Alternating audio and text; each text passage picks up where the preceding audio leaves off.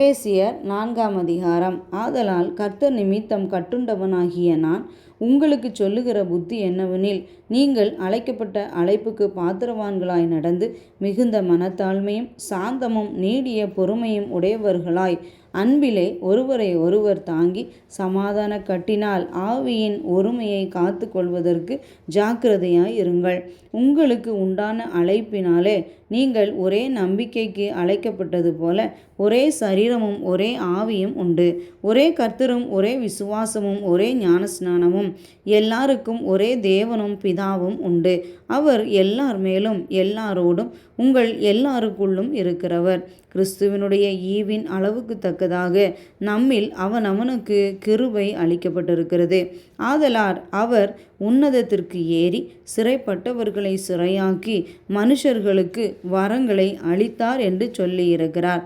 ஏறினார் என்பதினாலே அவர் அதற்கு முன்னே பூமியின் தாழ்விடங்களில் இறங்கினார் என்று விளங்குகிறதல்லவா? இறங்கினவரே எல்லாவற்றையும் நிரப்பத்தக்கதாக எல்லா வானங்களுக்கு மேலாக உன்னதத்திற்கு ஏறினவருமாய் இருக்கிறார்.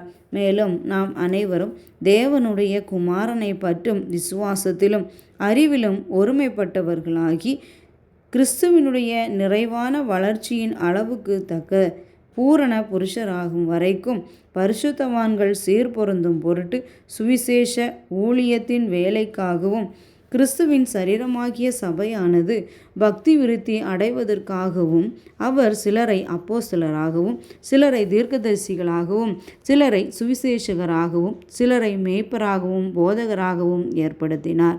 நாம் இனி குழந்தைகளாயிராமல் மனுஷருடைய சூதும் வஞ்சிக்கிறதற்கு ஏதுவான தந்திரமுள்ள போதகவுமாகிய பலவித காற்றினாலே அலைகளைப் போல அடிபட்டு அலைகிறவர்களாயிராமல் அன்புடன் சத்தியத்தை கைக்கொண்டு தலையாகிய கிறிஸ்துவுக்குள் எல்லாவற்றிலேயும் நாம் வளருகிறவர்களாகும்படியாக அப்படி செய்தார்.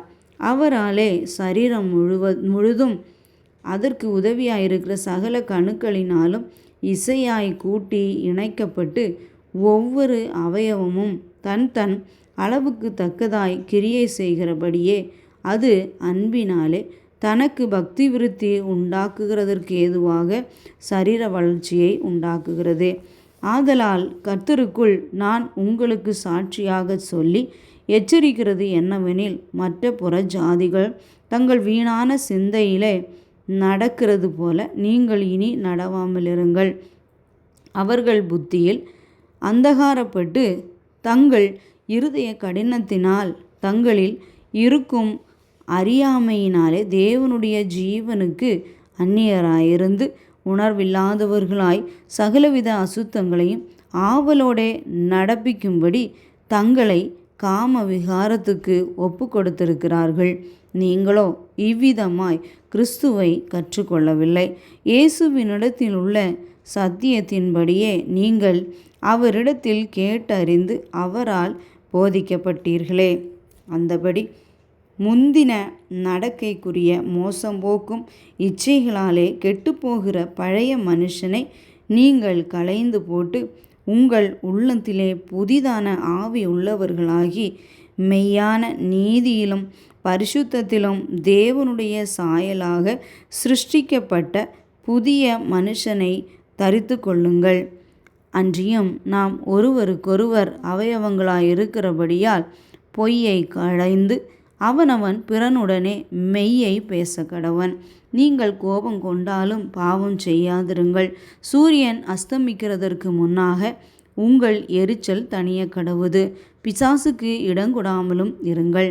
திருடுகிறவன் இனி திருடாமல் குறைச்சல் உள்ளவனுக்கு கொடுக்கத்தக்கதாக தனக்கு உண்டாயிருக்கிறபடி தன் கைகளினால் நலமான வேலைகளை செய்து பிரயாசப்பட கடவன். கெட்ட வார்த்தை ஒன்று உங்கள் வாயிலிருந்து புறப்பட வேண்டாம். பக்தி விருத்திக்கு ஏதுவான நல்ல வார்த்தை உண்டானால் அதையே கேட்கிறவர்களுக்கு பிரயோஜனம் உண்டாகும்படி பேசுங்கள். அன்றியும் நீங்கள் மீட்கப்படும் நாளுக்கென்று முத்திரையாக பெற்ற தேவனுடைய பரிசுத்த ஆவியை துக்கப்படுத்தாதிருங்கள். சகலவிதமான கசப்பும் கோபமும் மூர்க்கமும் கூக்குரலும் தூஷணமும் மற்ற எந்த துர்க்குணமும் உங்களை விட்டு நீங்க கடவுது. ஒருவருக்கொருவர் தயவாயும் மன உருக்கமாயும் இருந்து கிறிஸ்துவுக்குள் தேவன் உங்களுக்கு மன்னித்தது போல நீங்களும் ஒருவருக்கொருவர் மன்னியுங்கள்.